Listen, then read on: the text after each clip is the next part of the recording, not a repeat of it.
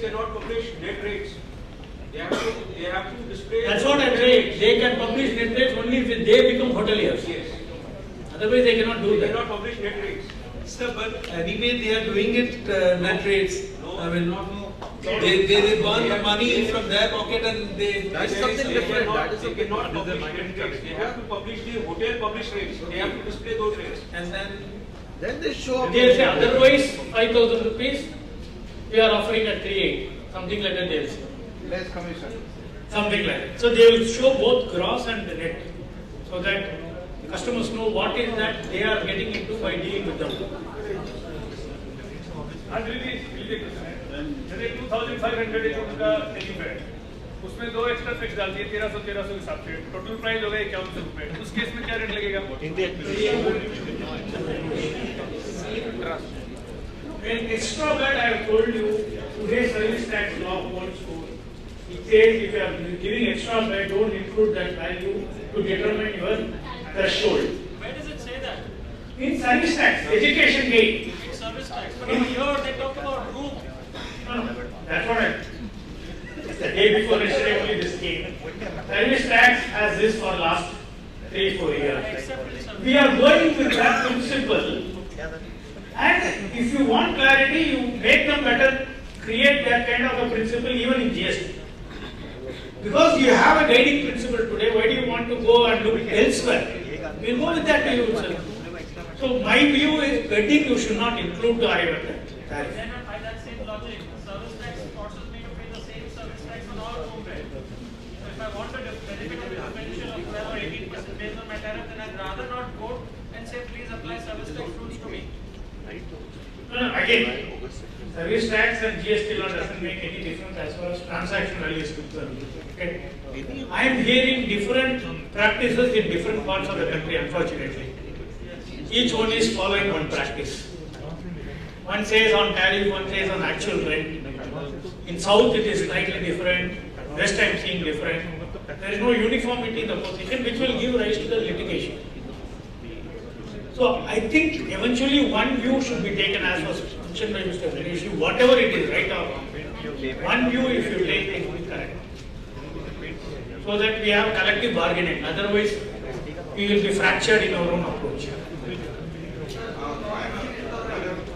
I represent a hotel management company. Okay, having its 5-star 28%. No, it is AC and a 5-star hotel. It is air conditioned in a 5-star hotel. That is 28%. Non-AC in a 5-star, but here you have to see, as he said, if all the others are at 28%, maybe you will have to call it at 28%.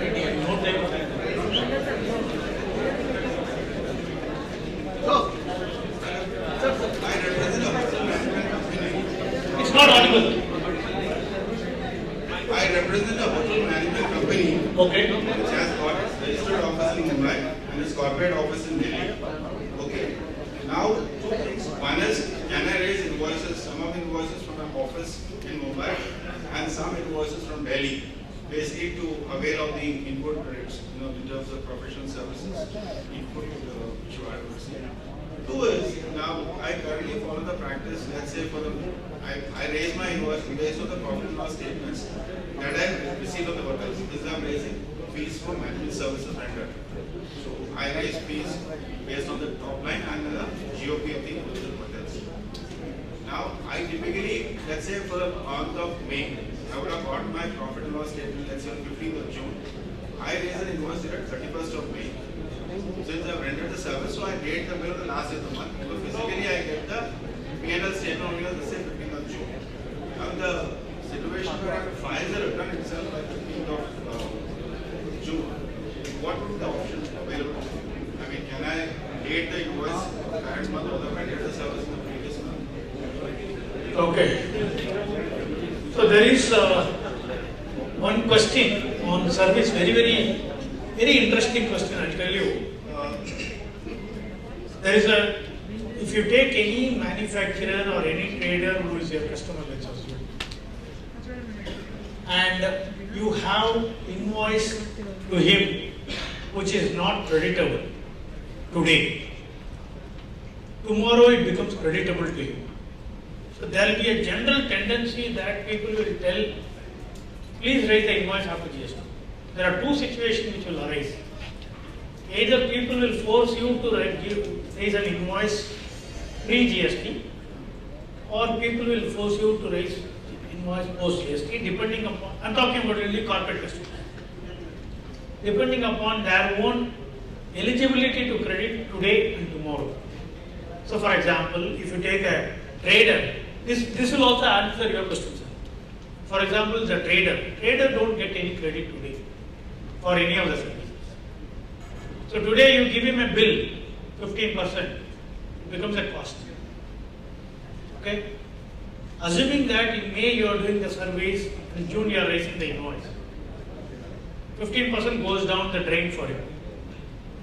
So if you can delay the invoice by 1 month, subject to fulfilling the other conditions, he will take 18% credit. So there is, both the sides it will cut ties. If they are eligible for credit today, they will tell, why don't you raise the invoice pre-GST because it is only 15%. Post-GST it becomes 18%. So depending upon your customer profile, there could be different kinds of demands coming in terms of how you raise invoice for the last 2-3 months. But of course, there are transition provisions which needs to be understood, which needs to be adhered so that you are not caught wrong-footed in accommodating your customers' requirement. That is something we'll have to keep in mind.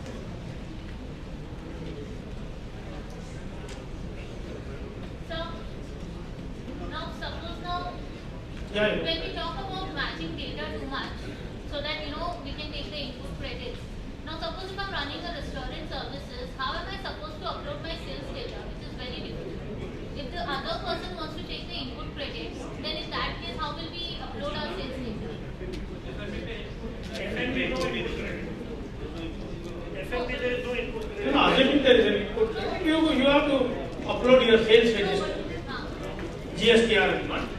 He will get it as part of part 2A of GSTR 2A, and then he will modify, add, delete, which will come to you back as 1A. You will accept or reject the modification, which becomes is 2, and then you will file your complete year 1. This is the flow. It's like it goes, come back, and then finalize, confirm the 2, confirms as 1. Shriram, FNB is in a negative list.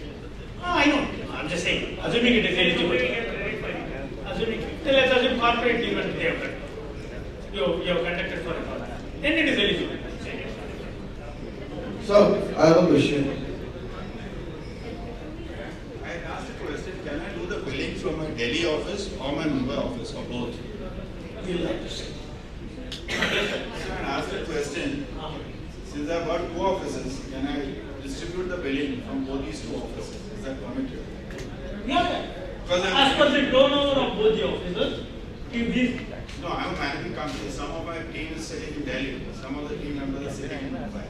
Okay, so basically, can I do raising of this part of them from my Mumbai office? correct. See, assuming if something is exclusively used to Delhi, you pass on that to Delhi. Something is exclusively used to Mumbai, you pass on it to Mumbai. Something is common, which is common to both Delhi and Mumbai, as per the turnover of Mumbai and Delhi, you pro rata, transfer the credit from wherever you are procuring the service to Delhi. That I can, but in terms of raising our invoices, it doesn't matter which location I'm raising. It doesn't matter. I can raise it from both the locations. Correct. That's not a problem. Yes. So yeah. Now, as the GST is out, and we all are aware that 1st July onwards, the taxation will be 18%, 28%, 12%. Now, the inventory on ODA is there for 365 days throughout. So, we are now sitting in the month of May. I get the booking from July, August, September. So, should we go on portal and increase our taxation as per the rates to 28% or reduce to 18% as per the rates, or what should we do at this point of time? Because there will be, there are bookings which is coming. So in case if I am taking on 19% which is current, but obviously my rate is more than 5,000, so I will be getting a hit of 28%. So should we do it right away? It is, that's why I said we have to look at all your contracts, customer contracts and open purchase order, review everything. And then if the clauses are not sufficient enough for you to recover the additional taxes, say today also the 28% for 5,000 above we are still debating. Okay. If tomorrow eventually if it comes against you, then it is better to have a clause in your agreement to recover the 28%. Okay. Assuming that you have prorated the service before 30th June something and after 1st July one portion, then to the extent of service provided up to 30th June it will be 15%. From 1st July it will be 28% or 19%, whatever you But sir, it is a prepaid booking. We get the like OTA or we have the payment gateway where we get the payment. So obviously, if a customer do the payment, so I don't think so there will be any charge that they will do additional taxation. So that hit we will be taking it. So if you got everything paid now itself, have you paid service tax on full amount? No, not yet. No, but this booking will be a prepaid booking. So if I am taking as per 19%, and tomorrow if I have to pay 28%, that 9% hit will be on me then. There is a provision in section 143, 140, which says that to the extent of tax paid already. First of all, the point is if you have get a prepaid booking advance, you will have to pay service tax. To that extent, you assuming that 5 lakh is the booking and then actual you end up charging the customer for total service in the month of say August some 7 lakhs. For 5 lakhs you should have paid service tax today. And then for the balance 2 lakhs you should pay the GST. Okay? At 28 or 18, whatever is your opinion. There is also one more view people are talking today morning only is that to the extent of even that 5 lakh, you may have to pay the difference between 28 and 15 which you have paid today to the extent of 13%. So 13% on 5 lakh, 28% on 2 lakhs, totaling to 7 lakhs should be one approach to the whole thing. This is how you will have to do the compliances. And that is what the law says.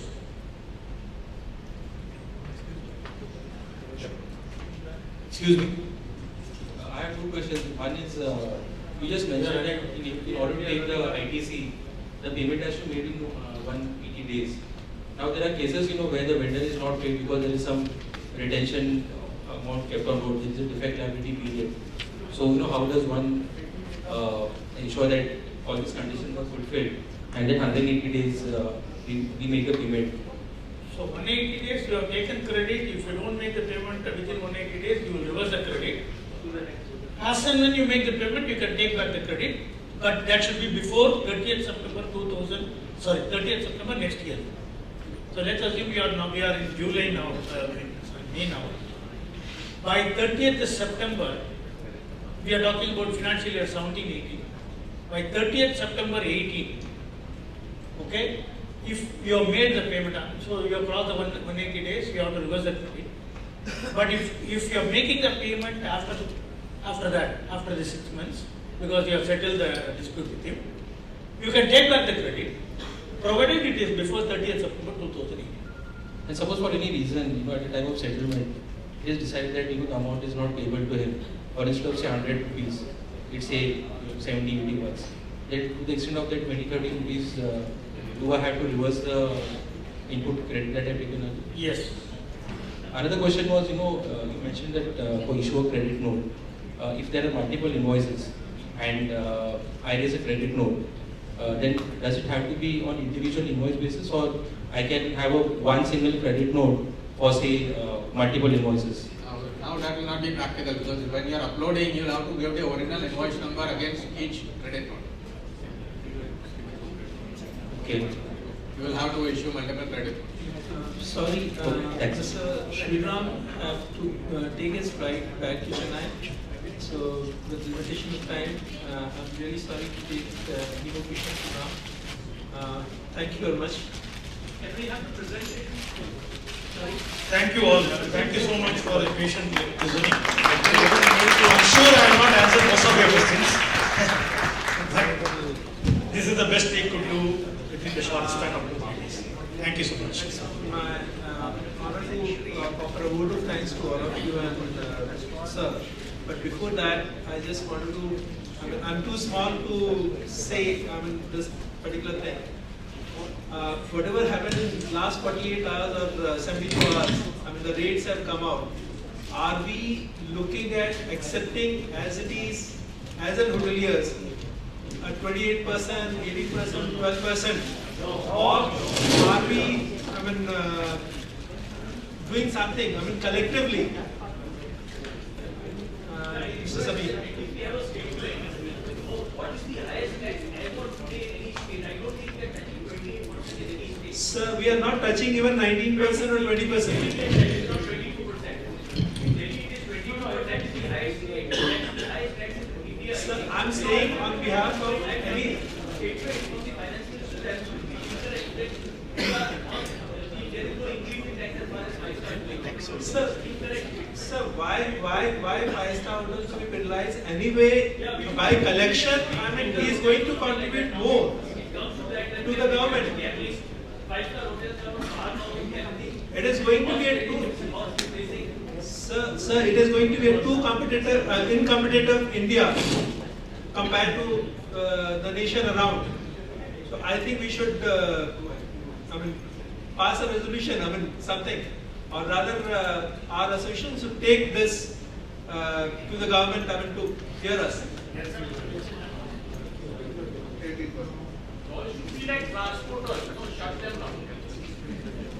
I'm 100. In personal, my opinion, I'm 100% for it. I think. I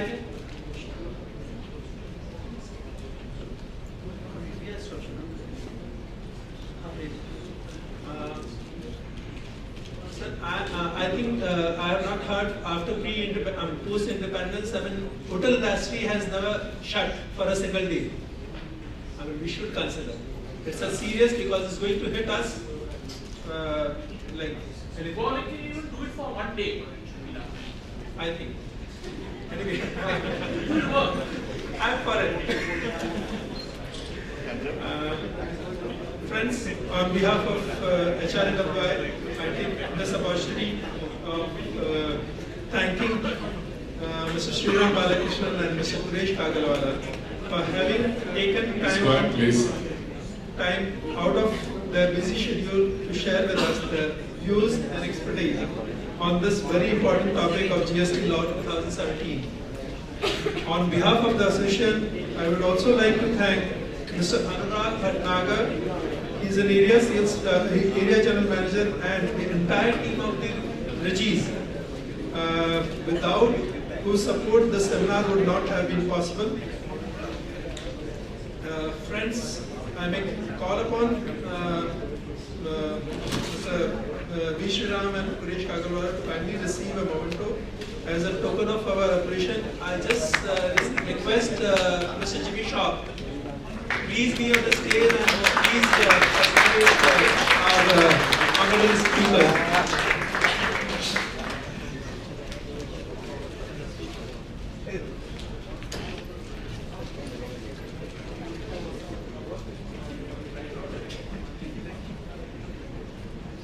Mr. Jimmy to present Mr. V. Shriram.